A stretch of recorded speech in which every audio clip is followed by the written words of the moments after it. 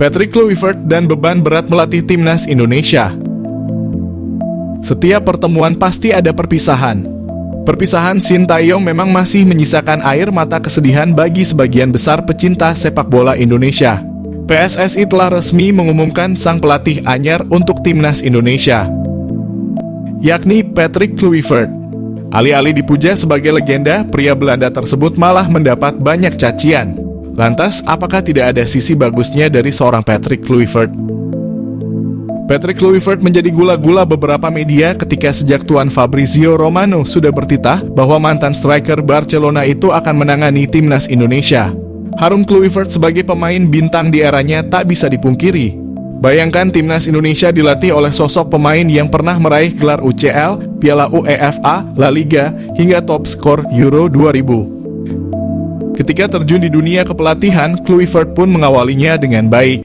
Ia mengawali karier manajerial sebagai asisten Louis van Gaal di AZ Alkmaar. Saat itu ia ditugasi melatih para penyerang AZ. Salah satu buah didikan Kluivert adalah mencuatnya striker bernama Mounir El Hamdawi yang sukses sebagai top skor Eredivisie. AZ musim itu juga sukses diantarkan Van Gaal dan Kluivert keluar sebagai juara Eredivisie. Saat pertama kali menjadi pelatih kepala di Jong Twente, ia juga sempat meraih gelar juara Piala Liga Nasional Cadangan Belanda. Begitupun ketika ia didapuk menjadi asisten Van Gaal di timnas Belanda. Kolaborasi senior-junior itu berhasil mengantarkan De Oranje ke Piala Dunia 2014 dengan rekor tak terkalahkan selama fase kualifikasi, lalu keluar sebagai juara 3. Selain pencapaiannya di Belanda, Kluivert juga menciptakan sejarah di negeri Curaçao. 2015 ia sempat mendapat tugas maha berat dan cenderung mustahil dari timnas Curaçao, yakni lolos ke Piala Dunia 2018. Meski akhirnya gagal meraih target tersebut, namun setidaknya Kluivert sudah meninggalkan jejak sejarah. Seperti meloloskan Curaçao untuk pertama kalinya ke babak ketiga kualifikasi Piala Dunia, serta mengantarkan Curaçao untuk pertama kalinya ke Piala Emas CONCACAF. Patrick Kluivert bahkan sangat berjaya membawa banyak pemain keturunan Belanda ke Curaçao saat itu. Publik sepak bola Curaçao bahkan mengakui sendiri kehebatan Kluivert yang bisa menjadi magnet bagi para pemain keturunan untuk mau berseragam Curaçao. Namun jejak manis Kluivert di Curaçao itu hilang ditelan bumi. Sebab yang mencuat di media justru hal-hal negatif darinya, baik di luar lapangan maupun dalam lapangan. Di dalam ranah sepak bola, pria 48 tahun itu juga punya catatan buruk. Ketika jadi direktur olahraga di PSG, ia dilepas hanya semusim gara-gara ada ketidakcocokan dengan pelatih PSG saat itu. Lalu ketika menjadi direktur akademi di Barcelona, ia juga sempat cekcok dengan pelatih akademi Barca. Cekcok karena perbedaan pandangan soal filosofi sepak bola. Saat Kluivert memimpin Curaçao di periode keduanya, ia juga gagal total. Dari berbagai catatan buruk tadi, nama Kluivert jadi makin jelek dan tak bisa diharapkan. Penunjukan ini bahkan dianggap blunder besar bagi PSSI. Alih-alih pujian, yang ada malah hujatan kasar sana-sini yang bertebaran. Lalu juga soal adaptasi pemain dan taktik, apakah Kluivert bisa membawa hasil yang lebih baik dari Sintayong? Ini adalah sebuah resiko besar yang harus ditanggung, baik oleh PSSI maupun Kluivert itu sendiri. Bagi PSSI yang sudah membayar mahal kompensasi STY, lolos ke Piala Dunia 2026 adalah target yang tak bisa ditawar lagi. Sedangkan bagi Kluivert, di samping beribu hujatan dari netizen tanah air, tuntutan PSSI ini tentu akan menjadi beban besar yang tak mudah untuk dijalani. Namun di tengah rasa pesimis yang melanda, sebenarnya ada secuil harapan yang bisa kita titipkan kepada pria 48 tahun itu. Penunjukan Kluivert dianggap oleh ex-co PSSI, Arya Sinulinga sudah mulai kelihatan hasilnya. Sebab dengan berita kedatangan Kluivert, pemain keturunan yang tadinya sulit untuk diproses naturalisasi seperti Jairo Riedewald kini dilaporkan sudah menyatakan kesanggupannya. Seperti halnya di timnas Curaçao, Kluivert ini memang dikenal sebagai sosok yang menjadi magnet bagi pemain keturunan Belanda untuk mau pindah negara. Bukan tidak mungkin beberapa pemain grade A keturunan yang dulunya ogah-ogahan membela timnas Indonesia bisa makin tertarik gabung gara-gara keberadaan Kluivert. Selain jadi magnet, sosok Kluivert juga dianggap sebagai sosok abang-abangan yang mengayomi beberapa pemain muda. Apalagi di skuad Garuda banyak diisi pemain diaspora dari Belanda. Para pemain diaspora tersebut diharapkan PSSI bisa respek pada Kluivert. Kluivert ini ibarat figur pemersatu yang dibutuhkan di ruang ganti, supaya riak-riak konflik antar pemain dan pelatih tak terulang lagi. Kluivert tidak datang sendirian. Ia akan dibantu oleh beberapa asisten pelatih yang akan lebih bekerja keras merumuskan taktik dan teknis di lapangan. Alex Pastoor dan Denny Lanzaat adalah dua sosok asisten Kluivert di Timnas Indonesia. Dua asisten Kluivert tersebut punya rekam jejak yang cukup bagus. Teruntuk Alex Pastoor, pria 58 tahun ini pernah 3 kali membawa 3 klub berbeda Eerste Divisie promosi ke Eredivisie. Selain Pastoor, pengalaman Denny Lanzaat sebagai mantan pemain timnas senior Belanda juga dibutuhkan. Selain pengalamannya, ternyata punya kedekatan dengan Indonesia karena punya darah Maluku dari sang ibu. Dengan adanya secuil harapan ini setidaknya bisa memunculkan optimisme di tengah gaduhnya sentimen negatif pada Kluivert. Kluivert memang punya banyak kekurangan, namun ia kini adalah nahkoda timnas Garuda. Patrick Kluivert resmi pimpin timnas Indonesia, siap-siap banyak pemain grade A gabung skuad Garuda.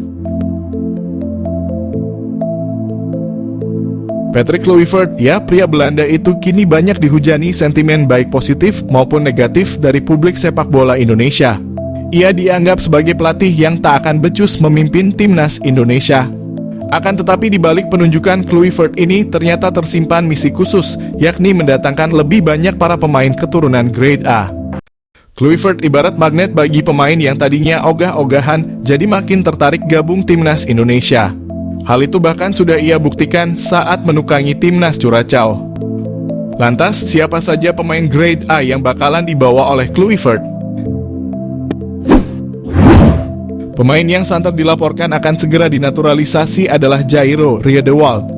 Mantan pemain Crystal Palace ini sudah disinggung langsung oleh Erick Thohir saat jumpa pers pemberhentian STY.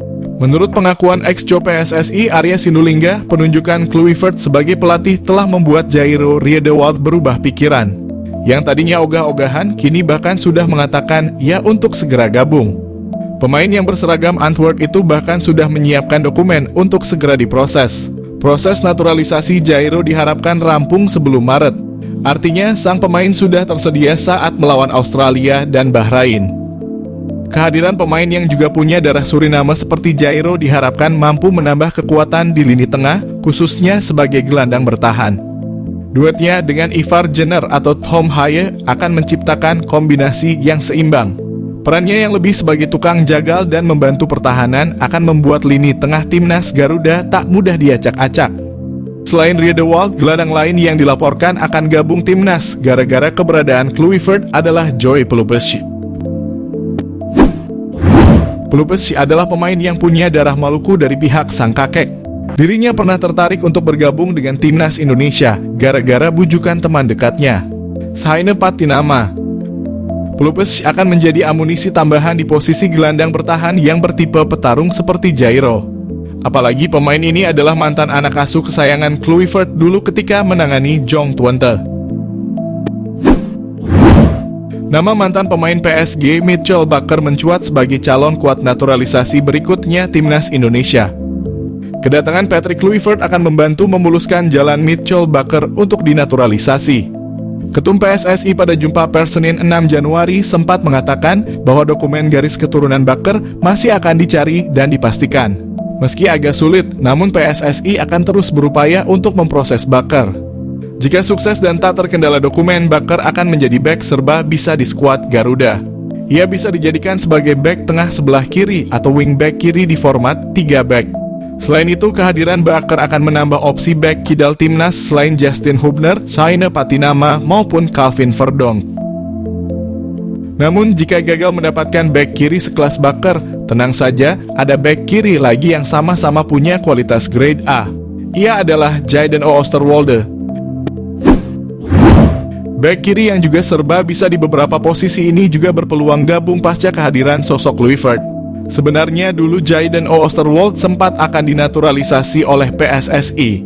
Pada tahun 2021, PSSI sempat melakukan kontak pada Jayden yang saat itu bermain untuk FC Twente. Namun saat itu sang pemain menolak dengan alasan ingin menunggu panggilan dari timnas Belanda. Seiring berjalannya waktu, kini ia tak kunjung mendapatkan panggilan itu. Pasca kehadiran Kluivert, timnas Indonesia berpotensi diperkuat beberapa pemain naturalisasi tambahan pasca Struijk. Struijk adalah pemain yang berposisi sebagai bek tengah. Pemain 25 tahun ini akan jadi opsi pelapis yang tepat bagi Jay dan Mads Hilgers. Ia akan jadi opsi yang lebih muda daripada Jordi Amat. Buat publik terkejut, Jairo Riedewald dan Miliano Jonathans bakal susul Kevin Dix untuk naturalisasi. PSSI kembali menjadi pusat perhatian publik setelah beredar kabar mengenai rencana naturalisasi pemain keturunan Jairo Riedewald dan Miliano Jonathans yang disebut-sebut akan menyusul Kevin Dix. Kabar ini memicu beragam respons dari para pencinta sepak bola tanah air yang menantikan kehadiran pemain-pemain dengan kualitas internasional untuk memperkuat skuad Garuda. Sebelumnya dalam keterangannya, PSSI melalui Arya Sinulinga menegaskan bahwa fokus proses naturalisasi masih tertuju pada penyelesaian Kevin Dix. Namun diketahui kini Kevin Dix telah resmi WNI pada 8 November 2024 lalu. Kevin Dix memang menjadi salah satu pemain yang sudah lama diincar untuk memperkuat lini belakang timnas Indonesia, khususnya dalam menghadapi kompetisi internasional yang akan datang. Selesai proses Kevin Dix menjadi WNI, pecinta sepak bola tanah air pun berharap PSSI juga segera memproses naturalisasi Jairo Riedewald dan Miliano Jonathans. Perlu diketahui meski Jairo dan Miliano menjadi pemain yang ramai diperbincangkan patut untuk menembus dan memperkuat timnas Indonesia, proses naturalisasi pemain itu tidak dapat berjalan dengan mudah. Maka terkait rumor mengenai Jairo Riedewald dan Miliano Jonathans yang disebut-sebut akan menyusul Dix, Arya menjelaskan bahwa saat ini belum ada kepastian mengenai hal tersebut. PSSI masih belum memberikan lampu hijau untuk memulai proses naturalisasi bagi kedua pemain itu. Meski begitu, kehadiran nama-nama pemain keturunan ini tetap menjadi sorotan, terutama bagi publik sepak bola yang berharap agar timnas Indonesia bisa semakin kuat di bawah dukungan pemain-pemain dengan pengalaman internasional. Diketahui bahwa Jairo Riedewald merupakan pemain yang sudah berkarier di berbagai klub Eropa, sehingga kehadirannya diharapkan mampu menambah ketangguhan timnas Indonesia. Dengan pengalaman bermain di liga-liga luar negeri, akan menjadi daya tarik tersendiri bagi penggemar sepak bola Indonesia.